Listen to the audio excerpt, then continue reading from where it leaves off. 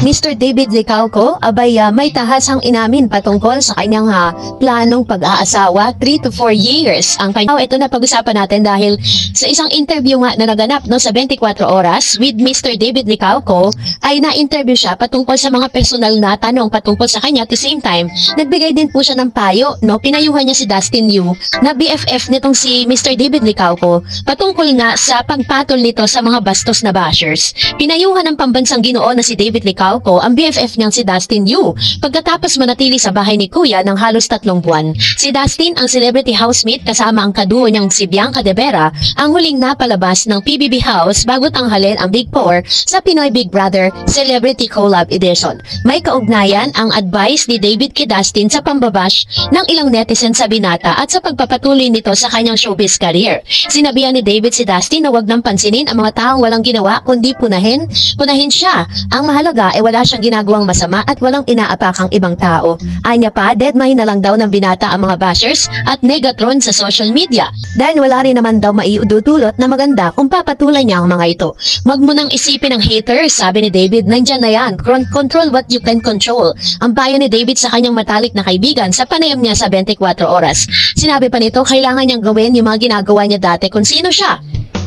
Nung maging guest housemate ang screen partner ni Barbie Forteza sa PBB Celebrity Collab Edition, pinayuhan din niya si Dustin matapos itong aminin o national TV ang nararamdaman para kay Bianca. Sabi ni David kay Dustin, "It's nice that you like someone. Definitely. Mahirap makahanap ng babaeng gusto mo talaga since ngayon. Sinasabi mo sa akin gusto mo siya. Ang sa akin lang, huwag ka masyadong sigurong emotional." Paalala pa niya kay Dustin. So, ganito niya nga pinayuhan, Ito si Dustin Yu. Nung nandun siya sa loob ng PBB House, isa siya sa mga guest doon po sa PBB Collab Edition, ang collab po ng ABS-CBN at ng GMA. So, dati kasi, kaya nasasabi ni Mr. David Licauco yan, dumating din siya sa ganyang pagkakataon na ang dami ding negatron sa social media at talagang ang daming mas masasakit na salita na binibitawan kay David. Una na dito na hindi raw marunong umarte at si David daw ay talagang puro negative po yung lumalabas. Pero naging positive naman po yung naging outcome or positive po yung naging ipinakita nitong si Mr. David Licauco towards the basher. Mas pinatunayan niya na kaya niyang umarte. Nag-level up nga po yung kanyang pag-arte, diba? Yung kanyang acting prowess, na tinatawag. Doon po sa mga sumunod na mga serye niya, sumunod na mga projects niya, talagang pinagbuti niya. Ultimo si Miss Barbie Forteza, talagang hinangaan po siya sa pagiging magaling. So, panoorin natin ang interview niya. Let's watch this. 3-4 years from now siguro. I mean, yun yung ideally, di ba? Siyempre by then, 34 na ako. Alangan wala pa. Pero nang tanungin kung meron na nga ba siyang special someone. Meron na ba? Hindi ko sure. Sometimes kasi private. Di ba? Sometimes we learn. Sometimes we say, sometimes we learn. This time I have learned. Things private? Yeah, I mean, it's not to say na meron ako, di ba?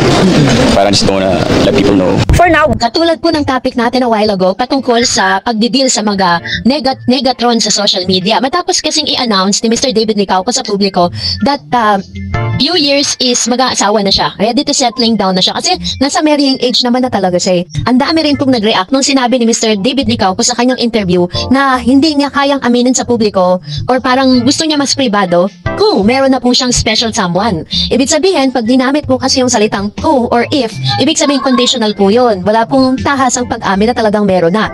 Kung mapapansin po ninyo at babalikan ninyo yung interview ni Miss Barbie Forteza kay Mr. Boy Abunda, tinanong po ni Boy Abunda si Itong si Miss Barbie Forteza, if meron nang naliligo o may special someone. So, tatlo lang po ang sagot. Pwedeng yes, no, or pwede rin siyang silent. So, sa pagkakataon na yun, sabagot po si Miss Barbie Forteza ng silent and she's smiling that time.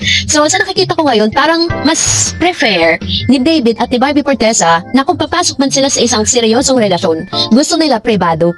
So, yun yung parang peg nila ngayon. Kasi, parang natuto na rin sila kay Mr. Alden Richards. Si Alden po, kahit anong pit-pit mo sa kanya, kahit ano pong talagang yung pinipiga itong si Alden Richards para sabihin niya kung sino yung special someone niya. Never po siyang aamin sa publiko. Yun po yung parang nagiging peg ngayon ng mga celebrity. Kasi sinasabi po ng marami na kapag daw po nalaman ng publiko na may karelasyon ng isang artista, hahanapan ng mali, hahanapan at sisiraan. So, ganun po yung nangyayari. Kaya ngayon, natututo na rin ang mga celebrity ngayon na parang mas ipribado pa yung kanila mga special someone. So, hindi naman po sa umaasa tayo, 'di ba? Hindi para po paasahin po kayo, no? Pero sa nakikita ko kasi parang pareha sila ng tema sa pagsagot ng mga question.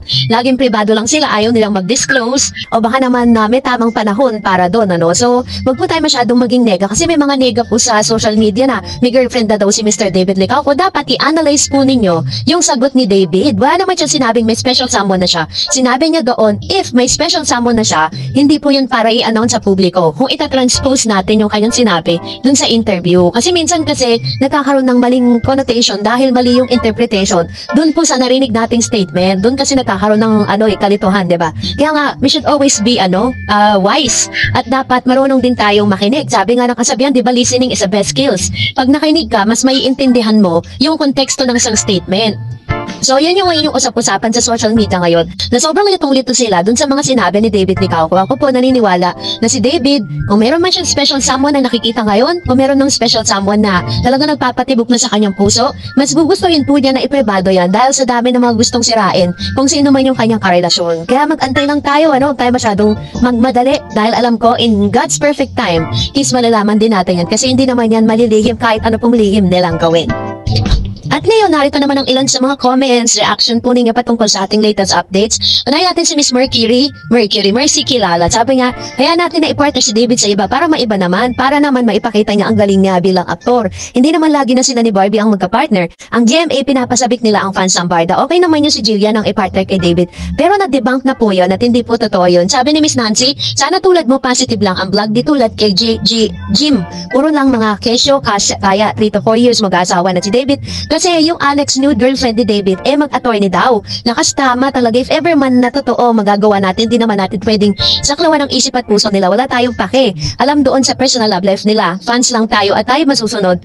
Di tayo masusunod kung sila ang magdidesisyon. Basta ako, wait lang, relax sa Barda. 3 to 4 years, bahala na si Lord sa Barda, which is very true. I like this comment. Tama naman, di ba? So, ano man ang maging desisyon nila in the future, or kung sino man yung gusto nila makasama, or sino man yung gusto niyang pakasalan, desisyon niya na po yun, diba?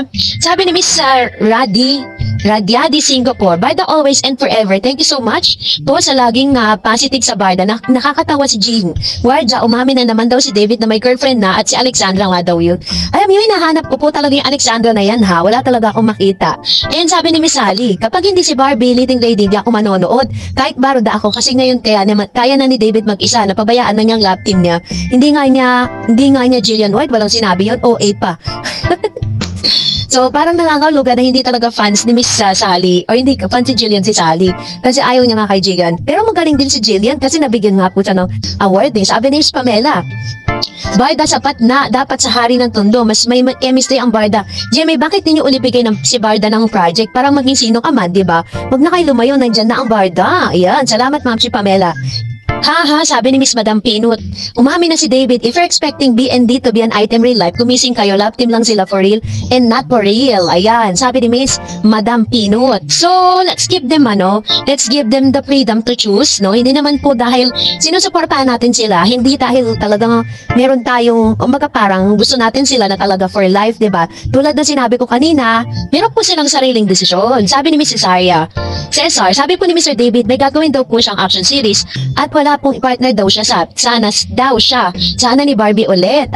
Okay. So, yun talaga yung merong series na gagawin, action series, pero ang gusto niya si Barbie kasi wala pa naman talagang dinidisclose kung sino ang makakapartner ni David Licauco sa kanyang upcoming series, diba?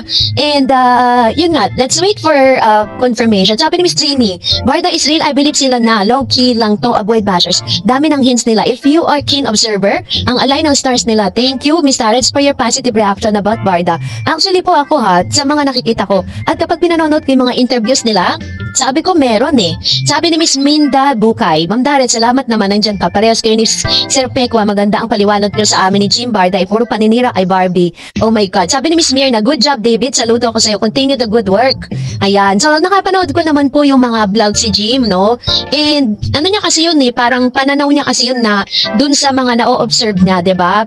And sabi ni Miss Pinay, Taho Lovers, Barda susad nga lang mismo. Ang GMA nga nag-demolition ng Barda Lab Team, ganong nakpakalas ang chemistry nila. Ang dalawa, marami marami nga silang endorsement, purong solo ang projects ang Barda. Ayan, ito naman yung kaya observation, which is very true, diba? So, siguro bibigyan din naman po ng project ng GMA ang Barda. So, that's it for today. For more videos and updates, please don't forget to like and subscribe. And please don't forget to follow my Facebook page, Star Eds TV. God bless everyone!